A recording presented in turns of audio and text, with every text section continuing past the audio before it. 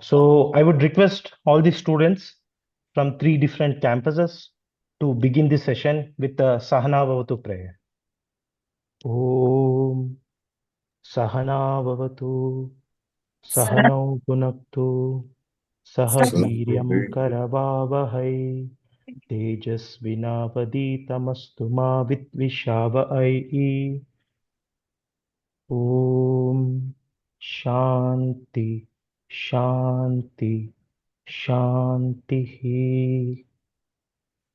First and foremost, I offer my respectful pranams at the divine lotus feet of our master, our Gurudev, Sri Madhusudan Sai, the spiritual successor of His Divine Grace Bhagwan Sri Sathya Sai Baba, and also the founder chancellor of this illustrious Sri Sathya Sai University for Human Excellence. My respectful pranams and obeisances to Swami Shuddhidananda ji, Adhyaksha of Advaita Ashrama. Swamiji, we are very grateful that you are addressing us today on what students should learn from a great personality like Vivekananda, which would happen only once in a eon. Whenever monks from Sri Ramakrishna order speak to us, we would always consider it as a great privilege. It's a sadhu sangha, it's a Mahapurusha Samshayam, which all our students are recipients of. Even in the past, many occasions, the senior monks from Ramakrishna Mission have not just spoken, they have blessed in person our university. In fact, the institution, like the organization which started this university, Loka Seva Vrinda, was inaugurated in 1960s with the blessings of a senior monk from Ramakrishna order in Mangalore. So we have a very deep relation. As great Swami Vivekananda says, Uttishta Jagrata Prapyavaran Nibodhita Kshurasya Dhara Nishata Duratya Durgam Patastat Kavayo Vadanti. The entire foundation of Sri Sathya Sai University for Human Excellence rests on this spirit, where we provide free, values-based Vedantic education to all the students. And we want our students graduating from these universities to tread this path of Atmano Mokshartam Jagatitaya cha Atma Kalyana is Loka Kalyana, where students would not just for one's own liberation, but they also work for the welfare of the world.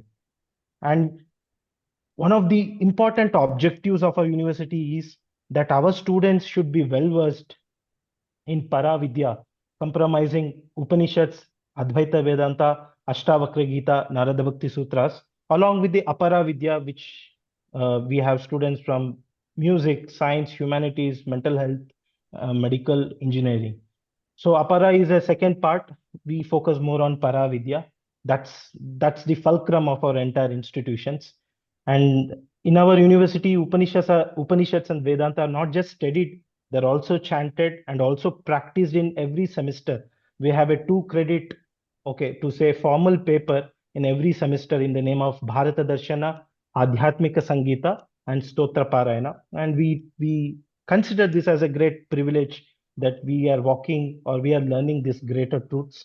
And we want our students to evaluate their lives on the basis of Upanishads, respect every religion, respect every philosophy. And all these understandings or all these learnings should result in an actionable compassion. So the guiding machine of our entire foundation is Vasudhaiva Kutumbakam, one world and one family. That's our foundation.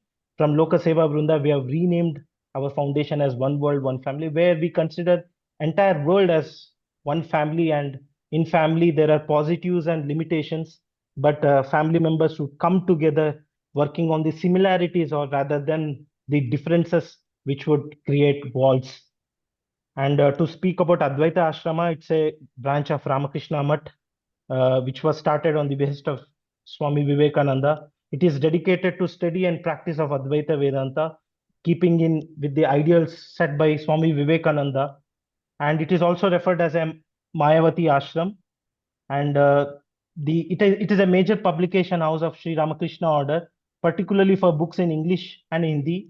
It maintains a charitable hospital at Mayavati. Among its important publications are the ones like the complete works of Vivekananda, which all students would have read, and the life of Swami Vivekananda, and very important English translations of important scriptures Upanishadic scriptures, which we follow at our university.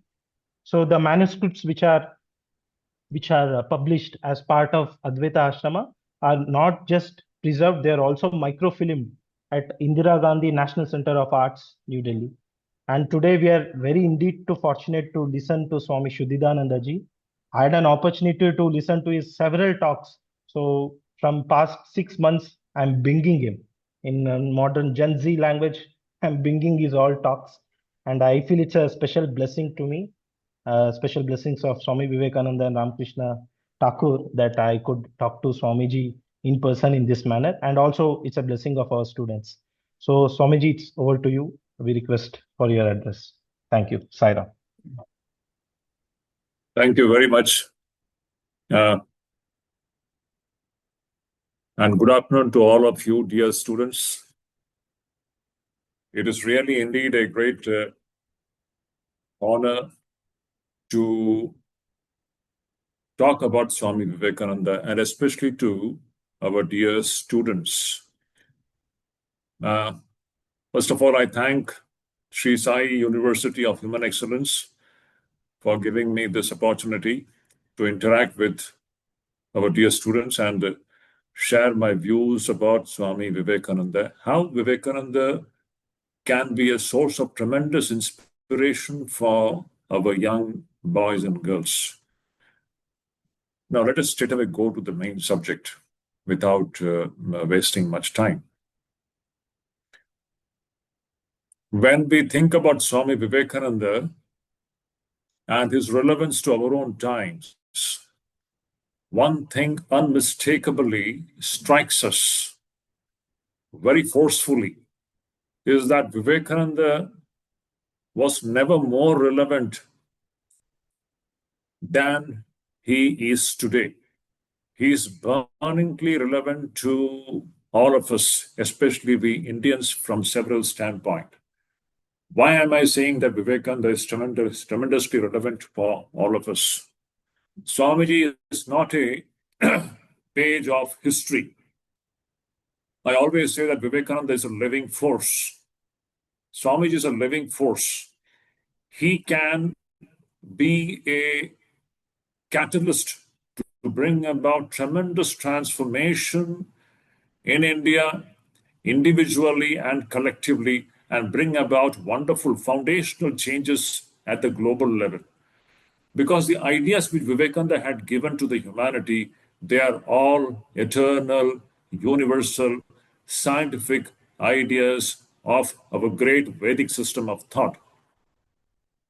I'm very glad to interact with this student whom I'm interacting today, especially after hearing the introduction that you already are being introduced to Vedantic ideas.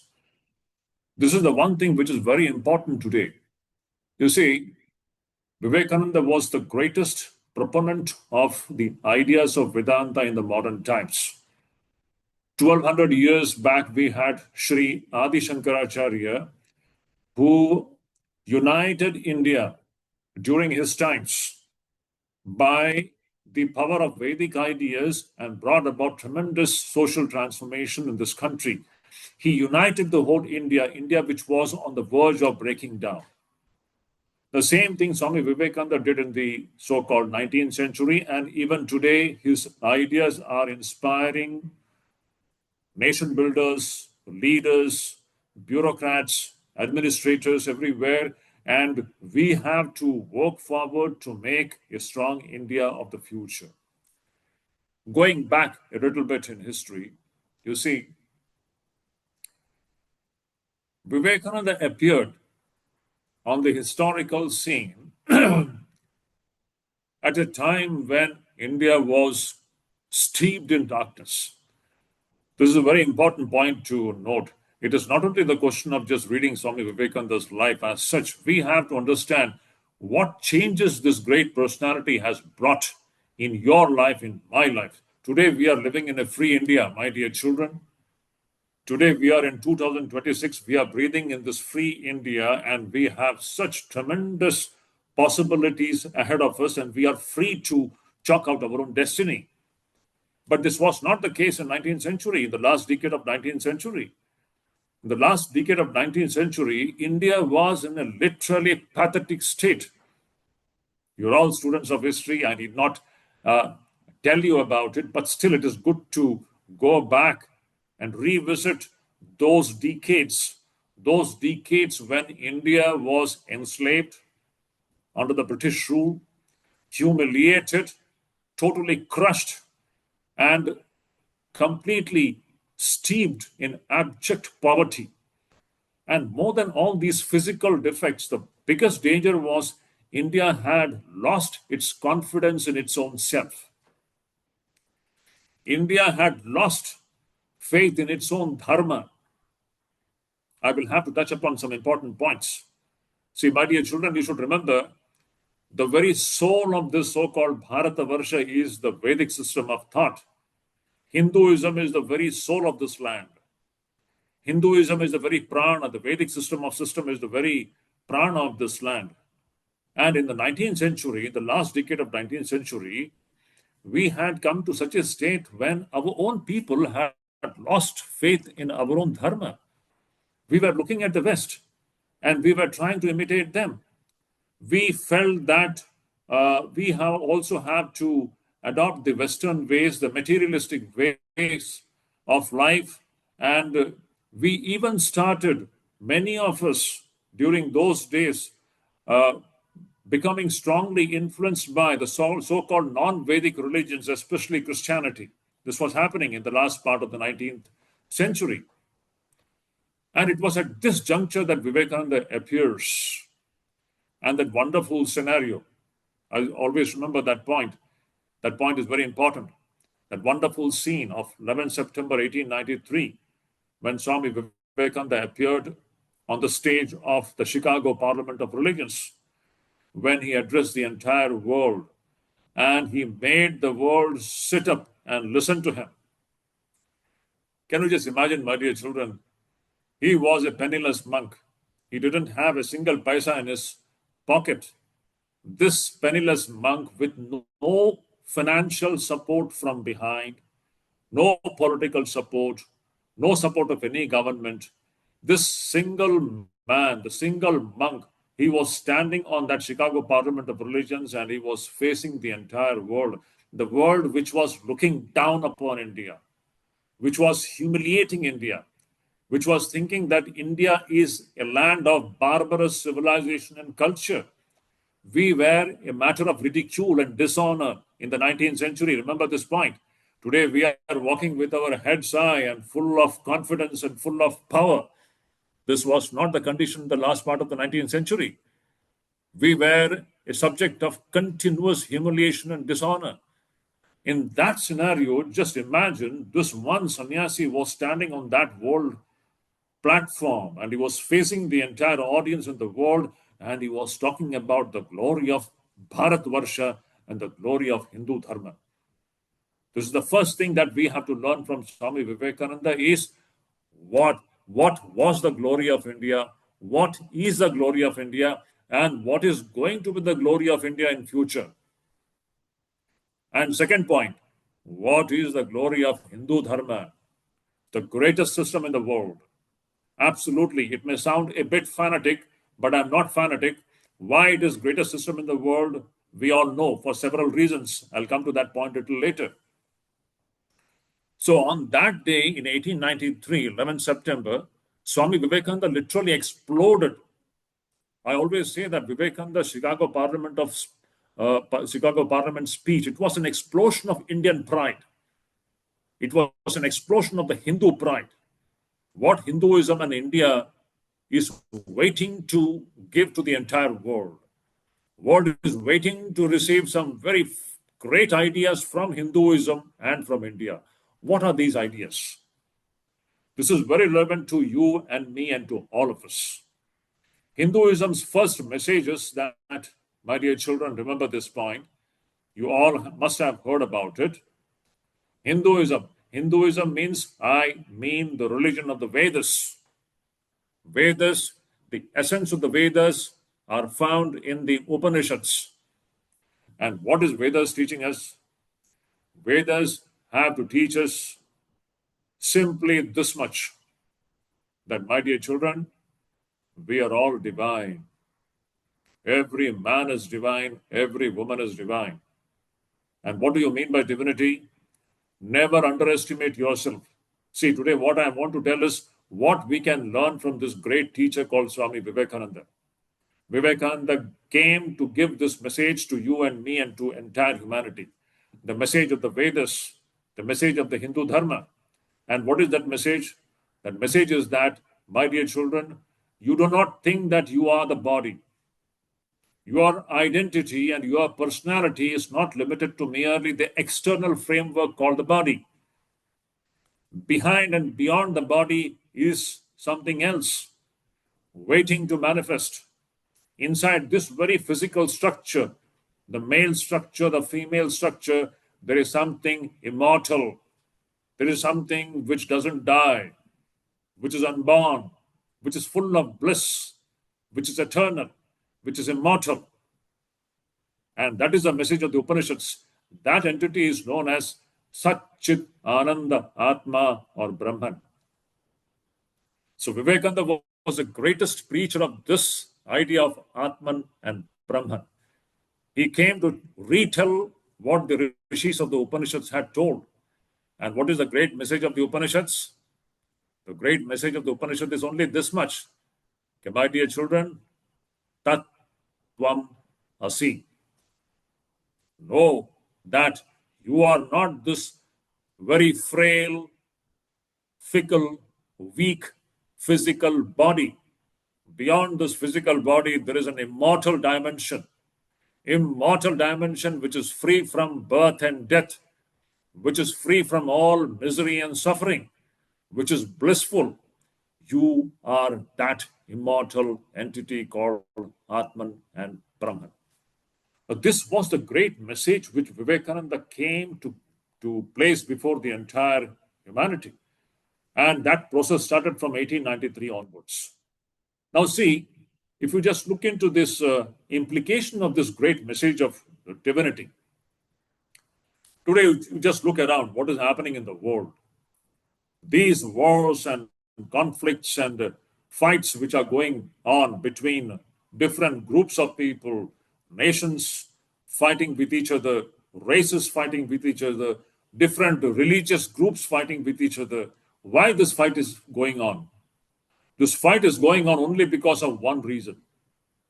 Man or the woman doesn't know who he or she is. The day we come to know what is our real nature, that is going to be the solution for all the so-called conflicts which we have in the world. Just imagine, what is the one thing which can unify the entire world? The only one thing, and literally, I am not figuratively speaking, literally, in an absolute sense, the only thing which can unite the entire humanity is this idea of the Atman, nothing else. This is that universal principle which alone can unify the entire world into one family. Long back in the Vedas, our rishis had declared to the entire world. And what was the declaration? Vasudhaiva Kutumbakam. This entire Vasudha, this entire earth is one family. On what basis? How do we say that we are one family? On what basis? If you just go by the physical features, then we are all different.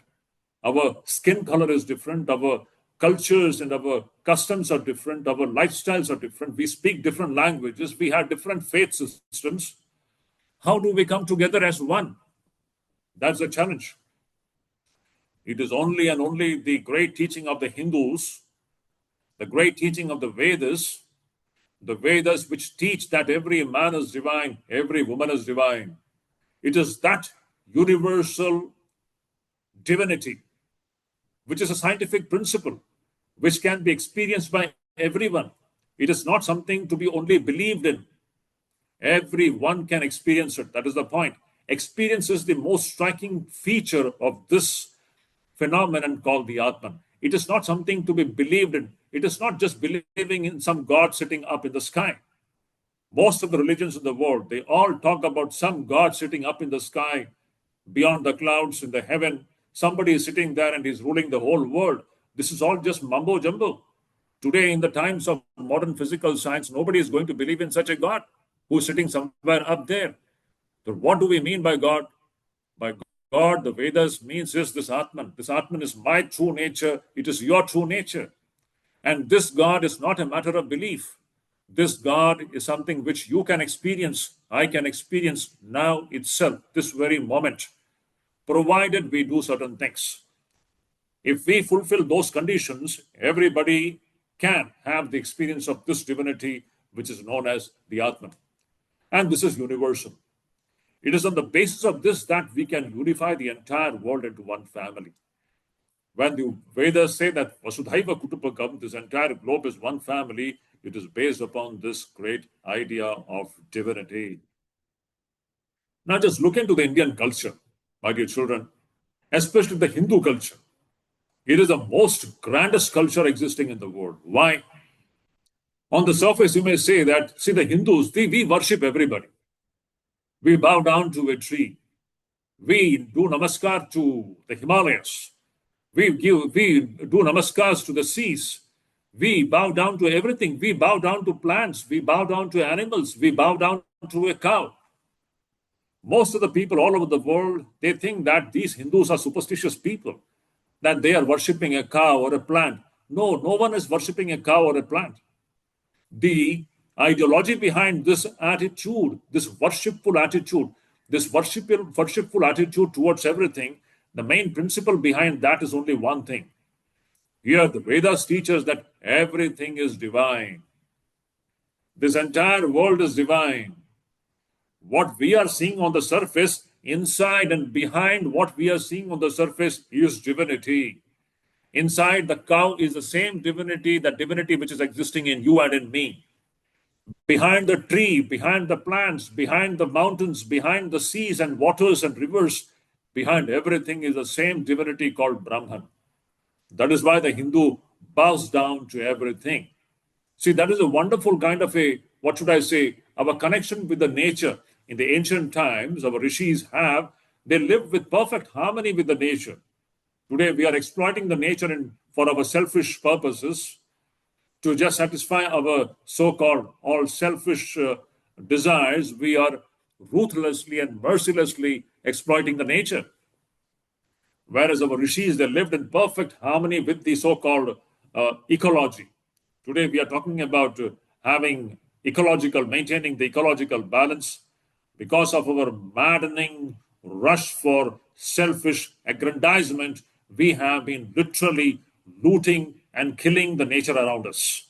Whereas our Vedas teach us to be respectful to the nature, because everything is divine. So this is very important vision with which we have to live. Our youngsters today, remember, we are surrounded by divinity. We are inside divinity. We are all soaked in divinity. God is not limited to any place. God is not only in temple. God is everywhere. When I use the term God, I mean this Atman, this Brahman is everywhere. For us, everybody is divine. Everybody is same. Here, no one is superior and no one is inferior. Now, this has got wonderful implication on your behavior, on your way of interacting with others. Then you would be very careful when you interact with so-called the marginalized people of the society. You won't be dealing with other people, other persons, seeing how rich he is or how poor he is. Whether the person is rich or poor, you will be seeing the same divinity in everybody, and you will be dealing with them very respectfully. So this kind of a samadrishti comes, amazing samadrishti. Another very important point, our way of looking at women. Everybody is divine today, especially in India and everywhere, all over the world. Women, all kinds of crimes which we see against women. Why is it happening? It is because of a wrong way of looking at them. Everybody is divine. If every man learns to look upon the woman as the Atman, the Brahman, the very form of divine mother, what a wonderful transformation it can bring about. That's why one of the very important lessons which the Upanishads teach us, that every man should be looking upon every woman as divine, and every woman should be looking upon every man as divine. When we bring this divinity factor in our day-to-day life, that brings about tremendous transformation at the individual level and as well as in our family and social level and social setting. So this is the wonderful message which Vivekananda keeps before the entire world. He keeps on saying, if somebody thinks that he is the Atman or she is the Atman, that person will become a better person. If a doctor thinks that he is a Atman, he will be a better doctor. Why? He will be seeing the same Atman in the patients. He will be seeing the same Atman in the patients, and he will be doing his act of treating the patients much better. If a lawyer thinks that he is the Atman, he will be a better lawyer. And if a student thinks that he or she is the Atman, he or she will be a better student.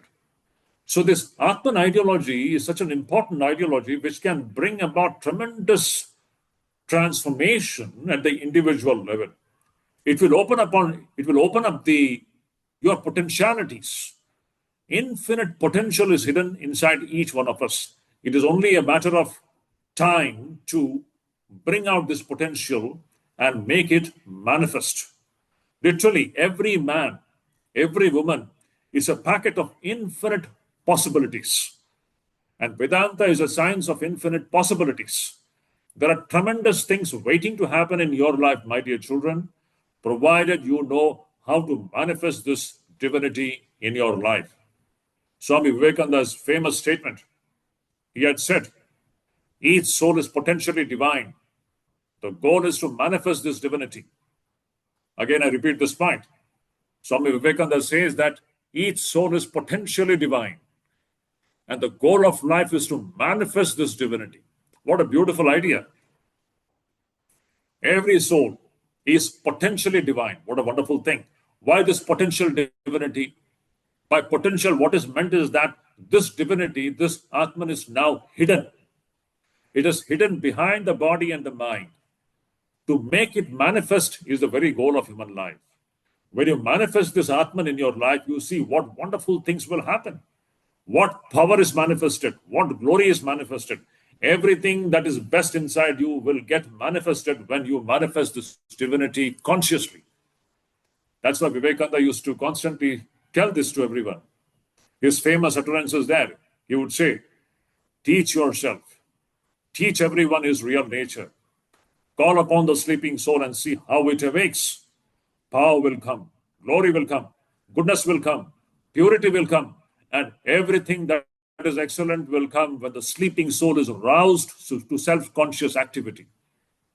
Once again, I repeat this point. It's a very, very significant statement.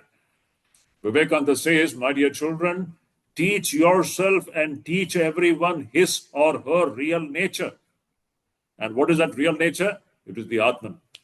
And when you teach that real nature of everyone, what will happen? And call upon the sleeping soul. Now we are all fast asleep. This Atman idea has to be awakened. Call upon the sleeping soul and see how it awakes. Power will come, glory will come, goodness will come, purity will come, and everything that is excellent will come when the sleeping soul is aroused to self-conscious activity.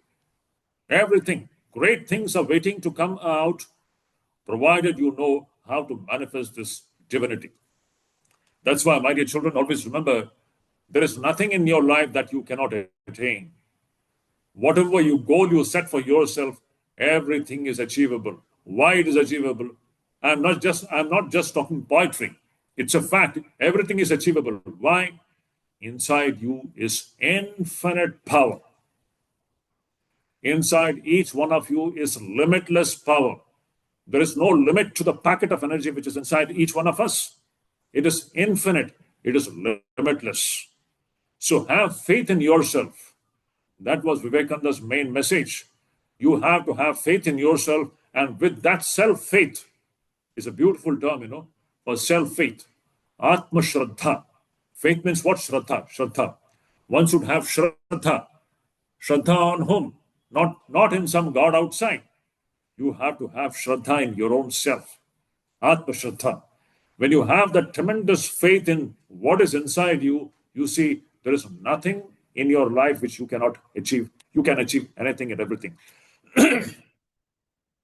If somebody wants to become a sports person, You can be an excellent sports person. You can excel in everything.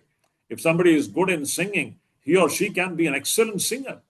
If somebody is good in sports, somebody is good in dance, somebody is good in painting, somebody is good in some other field. No matter which field you choose in your life, you can excel because tremendous, infinite possibilities hidden inside each one of us. So, the first message which Vivekananda gives to our youngsters is the message of the Atman. Have faith in this Atman which is inside you, and my dear children, you see, you can attain anything, anything in this life. Nothing is not achievable. Everything is achievable by all of you. This is the one great message which Vivekananda gives. The message of the Vedas, the message of the Hindu Dharma. Second point, Vivekananda's second very great contribution was in awakening India.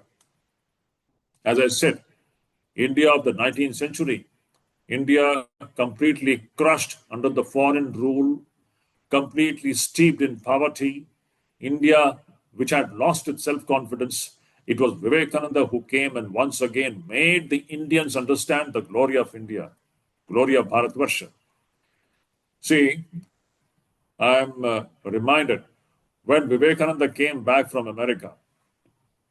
You all know that Vivekananda went to America in 1893, and that 11 September 1893 Chicago speech is well known to all of you. From that, Vivekananda returned to India in 1897. And in 1897, he returned. He came back to southern part of India. And from there, present-day Sri Lanka, that is Colombo. From Colombo, he started delivering a series of lectures.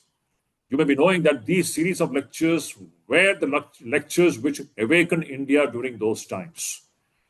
India, which was fast asleep for almost for several centuries, this sleeping India was awakened by Vivekananda and his burning Agni Mantra, which he had delivered during those months in which he traveled from southern part of India to northern India. At that time, in Tamil Nadu, in a place called Ramnad, he had delivered a very famous lecture. And before I go into that subject, I request all the students, my dear children, please, I have one request to all of you. And the request is that you all should read one book. And this is my fervent appeal to all of you. Please read one book, which is very important. And that book, name of that book is Lectures from Colombo to Almora by Swami Vivekananda. Lectures from Colombo to Almora. I keep on insisting that every Indian, every young person in this country should read this book. And he or she should read this book very religiously, because if you have to understand what India is, where lies the real life force of our country, what is the seed or the base of Indian civilization and culture, what is the glory of Hindu Dharma, then you have to read this book. It is indispensable for everyone.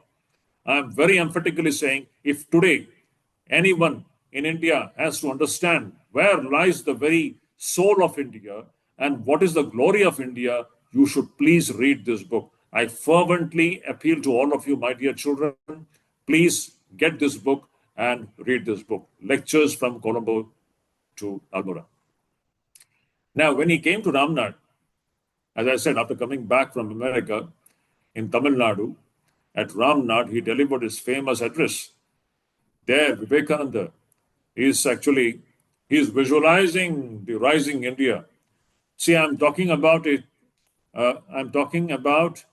time that was in the last decade of the 19th century. It was in 1897 when India was steeped in darkness.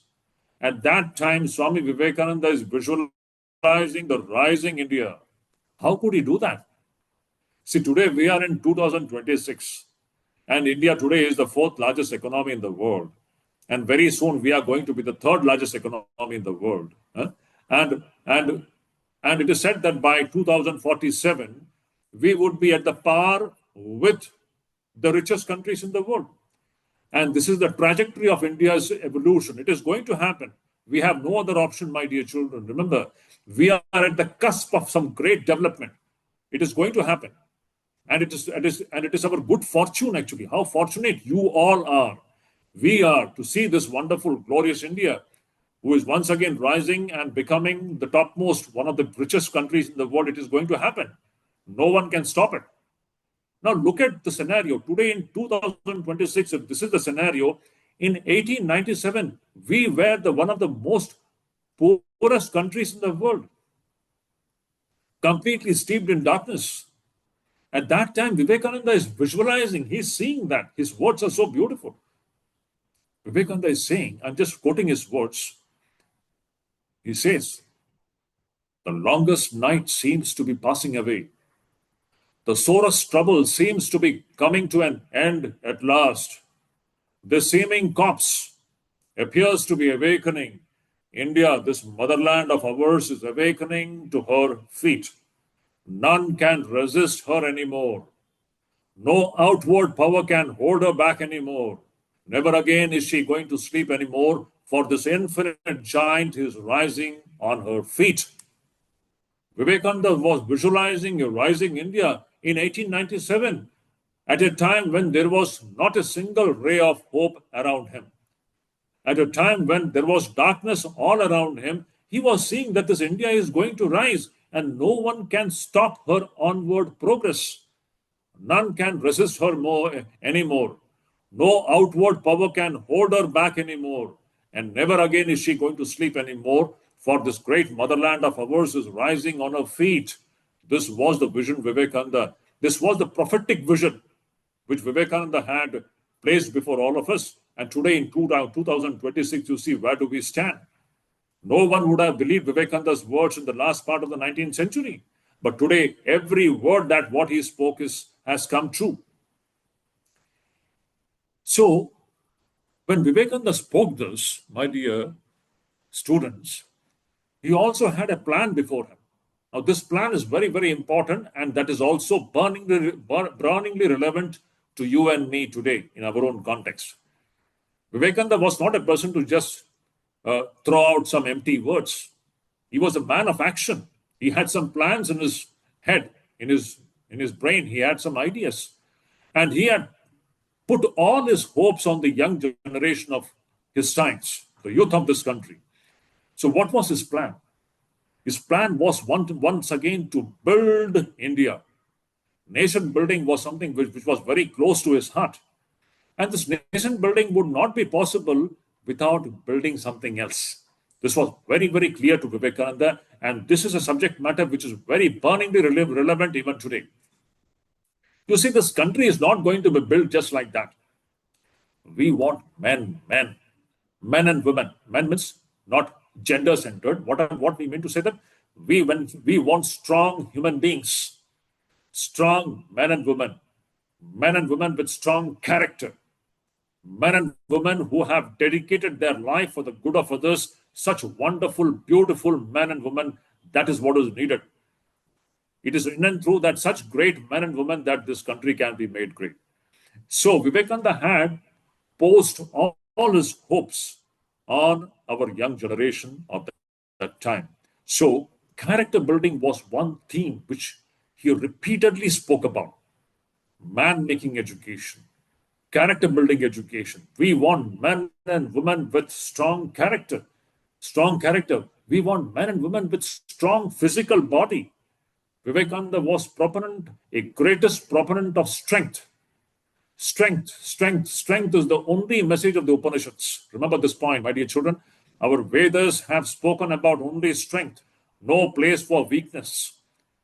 There should not be any place for weakness. Upanishads want every man and every woman to be strong, physically strong, mentally strong, and spiritually strong. And this strength can come only when you know that you are the Atman. That is the point. All the source of strength is the Atman idea. That is a beautiful thing. When you shed the light of the Atman on the body becomes strong. When you shed the light of the Atman on the mind, your intellect will become sharp and invincible.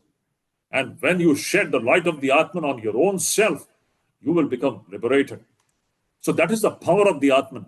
This Atman idea, if you make it to be manifested in your day-to-day life, you see great personalities can be brought out of that. Now, this was the great message of Vivekananda. So Vivekananda was talking about character building, man making. When we have strong men and women, strong boys and girls, you see, that is how a great nation is made. So remember, my dear children, you have a great onus, a great responsibility on your shoulders. Now, in 2026, another 20, 30 years, we have a great responsibility to channelize all our energies in the direction of nation building. And see, we are now growing old. You are all young now. Next 20, 30 years, you have wonderful role to play. You're all greatly skilled, talented. You're all very intelligent, tremendous skills and capabilities you have. Now, you can use your energies, your talents in two ways. I always tell this point. You can lead your life in two ways. My dear children, listen to this very properly. Either your life can be a very self-centered life, a very selfish life, a life which is only given to satisfying your selfish so-called pleasures, to satisfy and fulfill your selfish desires. Your life can be very much me-centered, me, only worrying about myself. This is one possibility. If you go in this direction, you may earn a lot of money, you may enjoy the different pleasures of life, and yet it will be a very petty life, not a great life. The second possibility is very important. The second possibility is that instead of living a very selfish life, you can lead a life which is centered in the good of the society, which is centered in the good of the nation, which is centered in the good of the entire humanity. That will make your life a grand life, a glorious life. And that is what actually, now it is left to you. Nobody is going to force you which kind of life you have to live. You can choose, it is your choice. But if your life energies are invested in the good of others, remember, you will become invincible. You will become a powerhouse. You will become a blessing to the entire humanity. Now, this is the great possibility which is waiting to happen in each one of your life. Even today in this country, you see there are many political leaders. Not only political leaders, there are great administrators, there are great bureaucrats who have dedicated their life completely for the good of the nation. And that's why they have become great. I'm not taking anybody's name. You can see there are good people around us. There are also bad people around us. Good and bad is there everywhere. But if you look into the lives of these so-called great people, even today, you will find one thing very common. They have dedicated their life for the good of the nation. When we have more and more such people who dedicate their life for the good of the nation, that is how we can build a strong India, a glorious India of the future. This is the second message which Vivekananda gives. The first message was the message of the Atman, number one. Second was to build your character in such a way that you become a blessing to the society and the nation. And the third message, one more message I want to talk about, which is very important and relevant today. And it is a very sad part of our country today. See, today India is becoming economically rich, wonderful. It should be. Poverty is a curse. No one should be poor in this country. Everybody should be rich. Materially speaking, everyone should be rich. Money is important. Money is important in every society. Money is needed. A country should be economically strong and sound. Then only it becomes physically strong. But money alone is not the real thing. Often what happens in our race to earn money, one thing happens, and that is very much there in this country today. You see, today, if you just Google it out, you will see that in the a list of the most corrupt nations in the world, India is one of the most corrupt nations in the world. This is a matter of shame for all of us. You see, we all know the rampant corruption which goes on in our society, and because of which, sometimes I really wonder, in spite of such corruption, India is galloping, is growing economically. And I wonder, if this corruption were not there, how much more we had become richer. With all this corruption, India is growing like anything. Just imagine, without this corruption, what would have been our status? This is something which we all have to think about. So this tag of corruption which is there on your forehead, on my forehead, everybody from outside, the Westerners, when they think about India, they all have an idea that India is a very corrupt nation. This is a matter of great dishonor for all of us. So one big challenge before all of us is that we have to change the situation. India should be known to the entire world as one of the most non-corrupt nations and one of the most noble people on the earth. Then only we shall become Vishwaguru. Today we are talking about India becoming a Vishwaguru, but what do you mean by India becoming a Vishwaguru?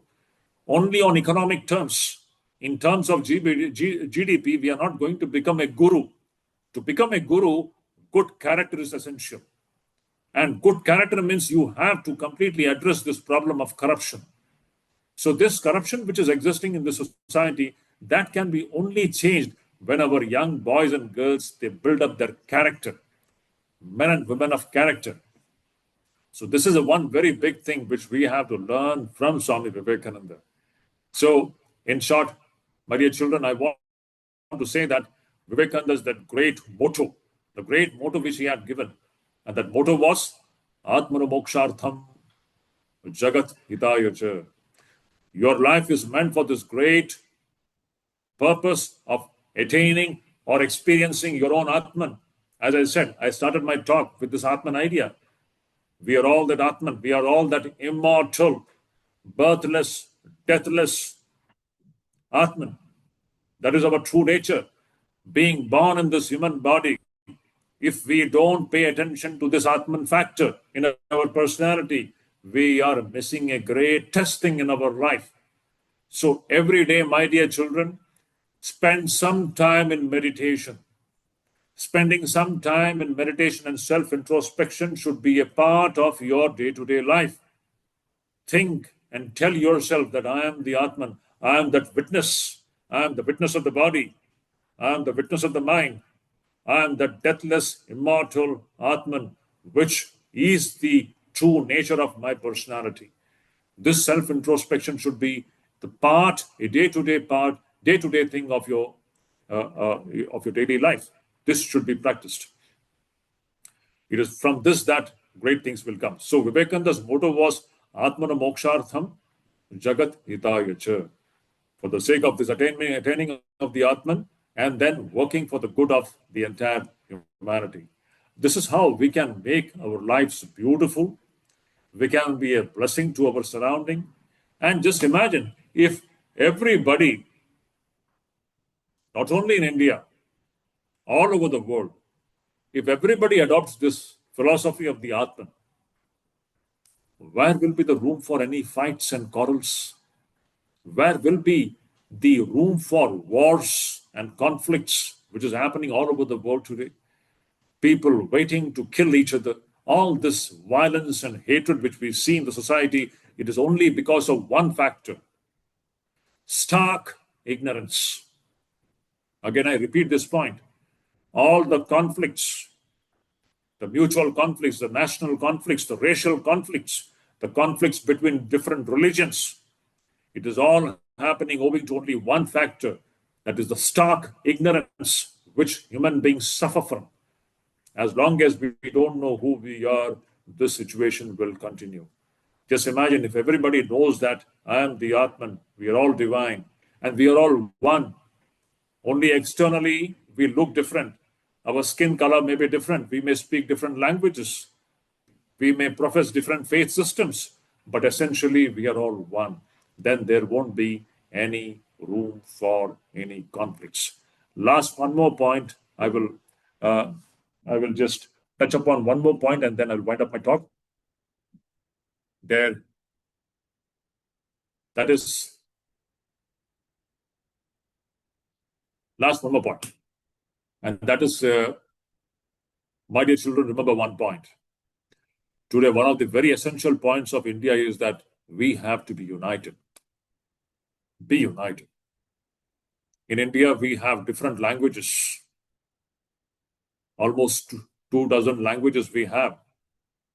And this linguistic divisions, Indian society becoming fragmented owing to different languages, people speaking different languages, fighting and quarreling with each other, and these conflicts based upon several lines, casteist lines.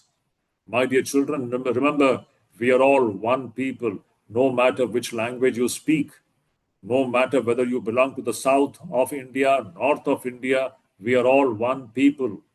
There are forces in this country working to break India down. Be very careful about it. We are one people, from Kashmir to Kanyakumari, from Gujarat to Mizoram and Meghalaya. We are one people, no matter which language you speak.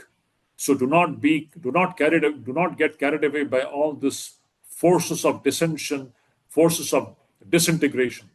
We have to stand united. We have to stand integrated. This is the need of the time. Just imagine 140 crore people. If we all stand united, that itself is sufficient to conquer the world. Once again, I repeat this point. 140 crore people, if we all stand united in the spirit of nationalism, Rashtravad, united in the spirit of our love for the country, if we all stand united, we will be the strongest nation in the world. No one will dare to cast an evil eye on all of us. So it is very, very pertinent that we remain united in today's time. It's very important. And always remember that every language is equally great. It is not that one language is superior to the other language. So we have to have that. I always say one more thing, and I'll wind up my talk. Every person of the northern part of India should learn at least one or two languages of the south. And every person of the southern part of India should learn one or two languages of the north and break the language barrier. Once again, I repeat this point. Respect all the languages. South India has got some kind of a sense of disrespect for the North Indian languages, and North Indian people have got some kind of a unhealthy idea about the South Indian languages. When are we going to grow up? We are all Indians and every language is equally great. The South Indian should pick up one or two North Indian languages, and North Indian should pick up one or two South Indian languages and break the language barrier. Every language is equally great. The mother of all languages, Sanskrit. We are all one people.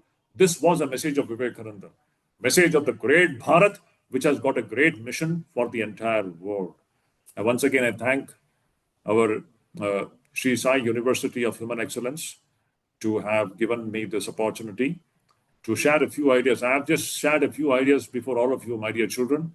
I request you that please read that book called Lectures from Colombo to Almora to get ignited, to ignite your minds with the spirit of nationalism, which is the need of the time. Thank you so much. Yeah, thank you, Swamiji. I'll just quickly run the questions. Swamiji, what are your ideas for bringing the good forces together to change the world? Often we see there are various philosophical interpretations of Vedanta.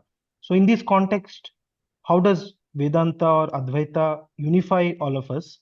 And how should we understand its place when we encounter something opposite or opposing or philosophical viewpoints? See, philosophical, what should I say, the confusion. That is why it is very important to understand Advaita Vedanta very perfectly. Advaita Vedanta is the only system which has got no opposition to anything. Advaita is the only thing, Gaudapadacharya in his Mandukya Karika, he says, Asparsha yogo vai nama, sarva sattva sukho hitah, avivado aviruddhascha, deshitastam namamyaham.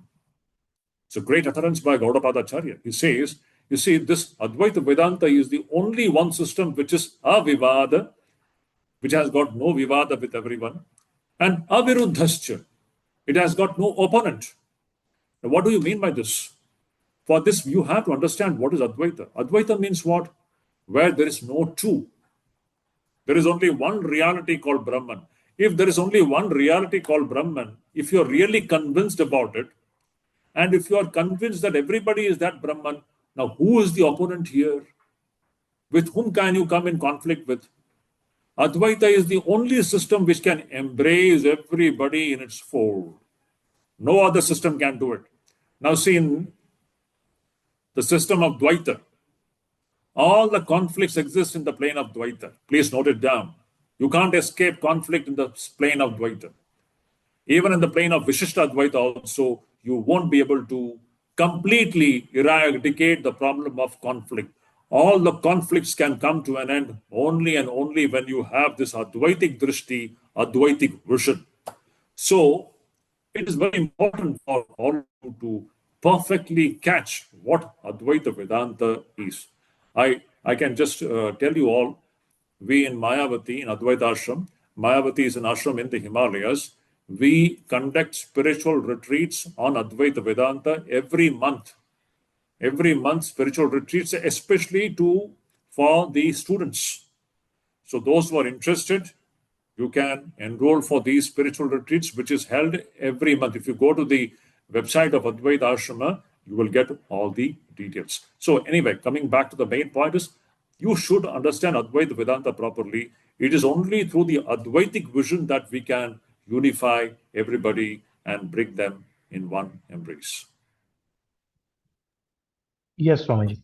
Actually, few of our Vedic studies students from the girls' campus, they had attended your sessions in Mayavati Ashram. Oh, yeah, wonderful, wonderful. Yeah. Going to next question.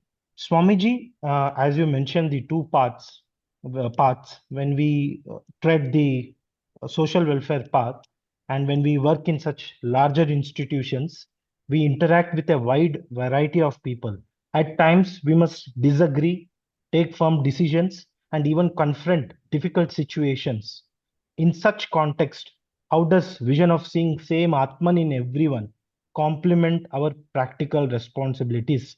Does it become contradictory or does it guide us differently? And how can we play our roles effectively while holding on to this Advaitic understanding? Beautiful question. I thank the questioner. It's a very, very beautiful question. You see, from the Advaitic standpoint, there is only one reality called Brahman. But this Brahman, this one reality, is manifesting in the transactional plane in two ways, in the form of good and in the form of evil. Good and evil, both are the manifestations of Brahman through its own Maya. I'm bringing a little bit of philosophy into it. I hope you will understand. There's not much time for me to go into the very intricacies of this subject, but I am trying to keep it as simple as possible. See, in the transactional plane, in our day-to-day transactional plane, my dear children, you will have to confront, you will have to negotiate two things. You will come across forces of goodness. You will also come across forces of evil. Now, both goodness and evil, they are nothing but the manifestations of Brahman through its own Maya. It is Brahman through its own Maya which is appearing in the form of evil, and it's the Brahman which is manifesting in the form of good also. So what is going to be our role in this? You should not remain neutral. You have to take a side. Do not practice neutrality. You should take the side of good and you have to address evil the way it deserves to be addressed. Evil should be resisted. Please note down this point. Evil should be resisted without any compromise. Hold on to the pillar of good and evil should be resisted by all means without losing the sight that everything is Brahman. Once again, I repeat this point.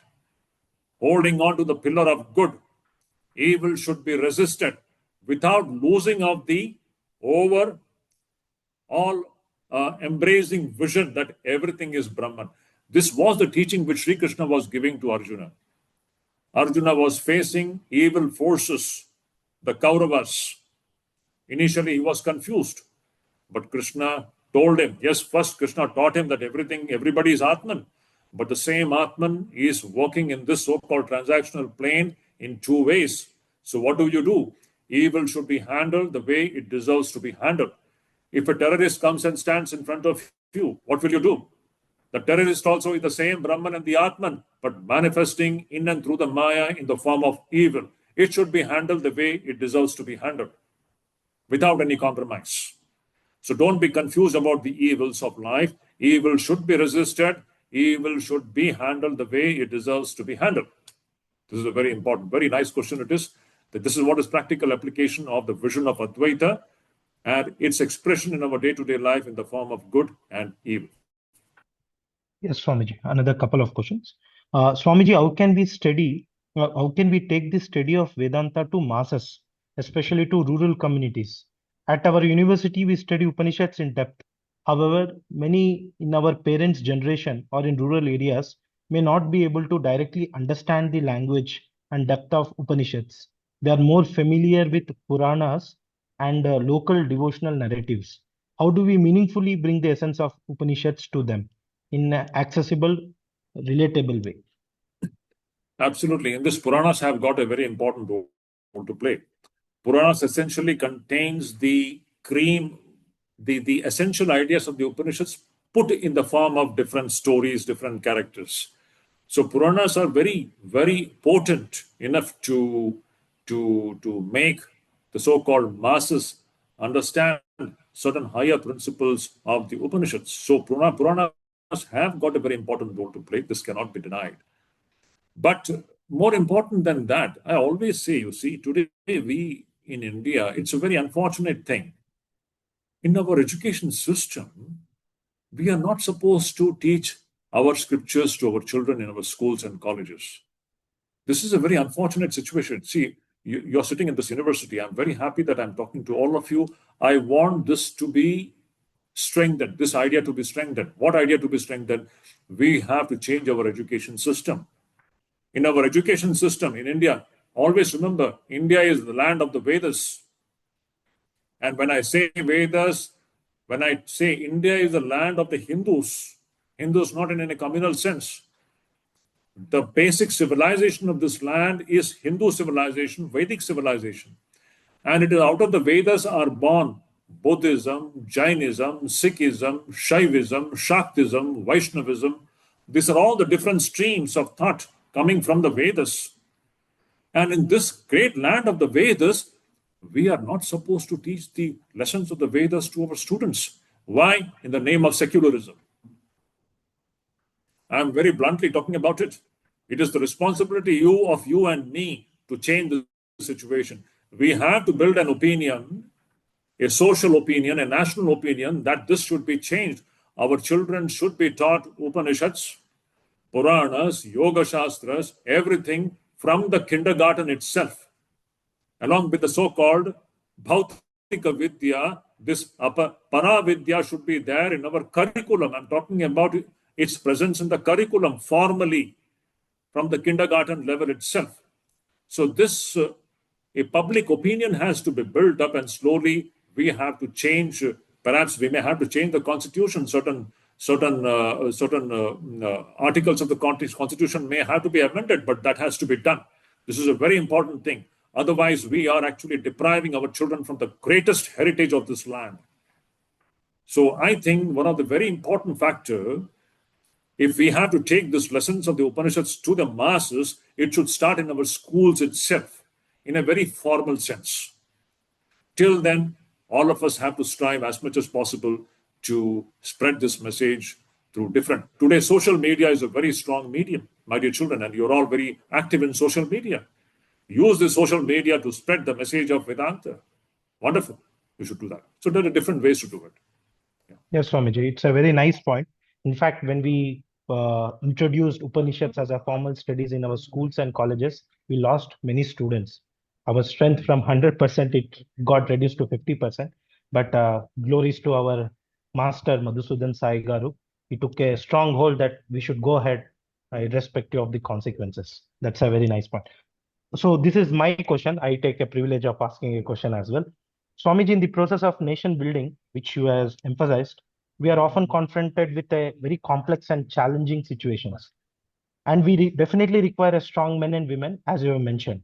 But what I have observed in my limited understanding, that many talented individuals chose not to step forward. Or even if people with mediocrity, with who are mediocre, even if they come to this institution, once they become talented, they seem to be deviate away from these institutions. So, despite this, can we still hold the conviction that strong nation building is possible? Uh, your thoughts. I pray for your thoughts. Definitely it is possible. Why not? Just imagine since the, as I said before, you see, I have just painted a little bit of negative profile of India, saying that it is one of the most corrupt nations. But India is also the nations of some of the most honest and upright people. Without these huge chunk of upright people, India would not have been what it is today. If India is today fourth largest economy in the world, it is happening also because of a large chunk of very strong, upright men and women of good character. So to say that India is one of the most corrupt nations is only half of the story. Definitely, there are any number of wonderful human beings, men and women of wonderful character. It is because of them that India has become the fourth largest economy in the world today. But the thing is that they are never in the limelight.